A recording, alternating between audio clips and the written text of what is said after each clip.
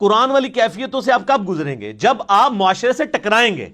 قرآن کہہ رہا ہے یہ کرو، معاشرہ کہہ رہا ہے یہ کرو، تو آپ کو معاشرے کی تیکھی باتیں سننی پڑیں گی. اس کی وجہ سے آپ کی تطہیر ہوگی. اللہ کے لیے آپ کو صبر کرنا پڑے گا. ہو سکتا ہے کبھی کبھار گالیاں کھانی پڑیں اور کبھی تک مار تک بھی نوبت آ جائے. جب تک یہ نوبت نہیں آئے گی تو وتواصوا بالحق اور وتواصوا بالصبر کیسے آپ کو سمجھ آئے گا؟ میٹھی میٹھی باتیں کرنے سے، میلاد کانفرنسز کرنے سے، محرم کی شیرنی بانٹنے سے، محفل میلاد کرنے سے، محفل قرآن کرنے سے، تلاوت کے محفل قرات کروانے سے اور نعتیہ مقابلے کروانے سے تو کوئی فرق نہیں پڑتا. فرق تو اس وقت پڑے گا جب آپ سود کے خلاف بولیں گے. فرق تو اس وقت پڑے گا جب آپ جو ہے ناچ گانے کے خلاف بولیں گے، بے پردگی کے خلاف بولیں گے، بے حیائی کے خلاف بولیں گے، اور آپ یہ کہیں گے کہ بابوں کا دین اور ہے اور کتابوں کا دین اور ہے. کتابیں تو یہ بتا رہی تھی، ہمارے بزرگ ہمیں کیا بتا کے گئے ہیں؟ ہر چیز ہی غلط نکلی ہے. آج لوگوں کی داڑیاں سفید ہو گئی ہیں، وہ کہتے ہیں او یار پوری زندگی کہاں گزار دی، اب پتہ چلا دین یہ تھا. یہ ہمیں کیا لوگ دین سکھاتے رہے ہمارے بزرگ بابے. تو یہ ساری کی ساری کیفیات، ان تکلیفوں سے جب بندہ گزرے گا پھر وہ کندن بنے گا، اور اس کے لیے قرآن پہ عمل کرنا ضروری ہے. ادروائز قرآن میں آپ کے لیے کوئی ہدایت نہیں ہے. یہ بھی ایک لٹریچر کی کتاب ہے، جس طرح باقی سٹوری بک ہیں، آپ پڑھ کے سائڈ پہ ہو جائیں. جب یہ وہ کتاب ہے جو آپ پہ اثر اس وقت چھوڑے گی، آپ کو اللہ تک اس وقت پہنچائے گی جب آپ اس کتاب پہ عمل کریں گے. وہی بڑا مشکل کام ہے. کتاب پہ عمل کرنا تو میرے بھائی یہ تو پولیس رات پہ چلنے کے مترادف ہے. پولیس راہ سے تو ایک دفعہ گزرنا پڑنا ہے. اس کتاب پہ عمل کرنے والے کو تو روزانہ پولیس راہ سے گزرنا پڑتا ہے. کبھی معاشرہ آڑے آتا ہے، کبھی ماں باپ آڑے آتے ہیں، کبھی بیوی بچے آڑے آتے ہیں، کبھی دنیاوی منفعت آڑے آتی ہے، کبھی ایک پورا سسٹم آپ بالکل اس میں اکیلا اپنے آپ کو فیل کرتے ہیں. اب ہمارے بھائی جب یعنی قرآن و سنت پہ عمل کرتے ہیں، وہ کہتے ہیں ہمیں لگتا ہے معاشرے سے کٹ کے. تو میں کہتا ہوں یار شکر ادا کرو، انگلی کٹا کے شہیدوں میں شامل ہو گئے. اب صحابہ کرام کو یاد کرو، اہل بیت کو یاد کرو، جن کو غزوہ بدر میں اس لیول پہ آنا پڑا کہ ایک طرف باپ کھڑا ہے تو دوسری طرف بیٹا کھڑا ہوا ہے.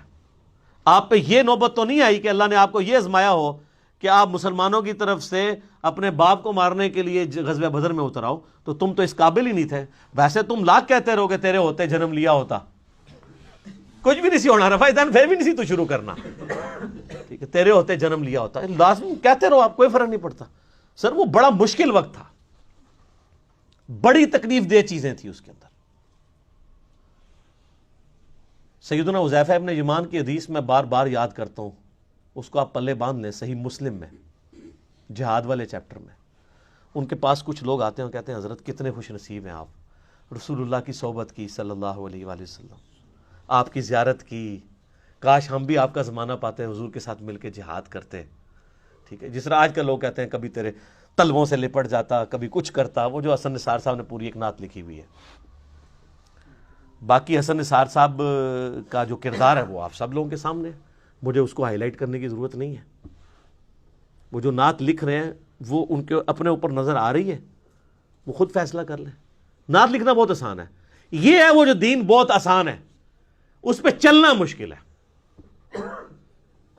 تو صحیح مسلم کے الفاظ ہیں. حذیفہ ابن یمان کہتے ہیں یہ اتنا آسان کام نہیں، اتنے بڑے بڑے دعوے نہ کرو، نعتہ نہ لکھو. آج دے دور ایڈی مشکل نعتہ نہ لکھو.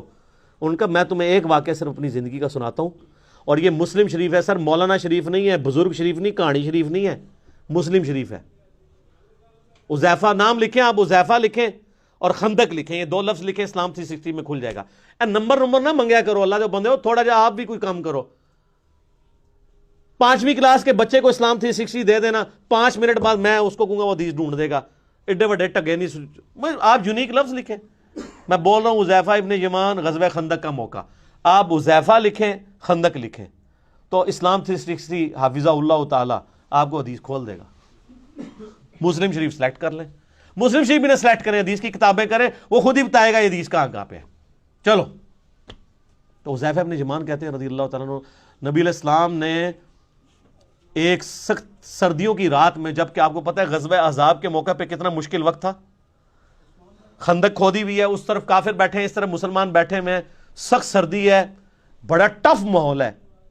نبی علیہ السلام نے کہا کون ہے جو اٹھے اور جا کے کافروں کی جاسوسی کرے اور جنت میں اپنے نبی کا پڑوس حاصل کر لے.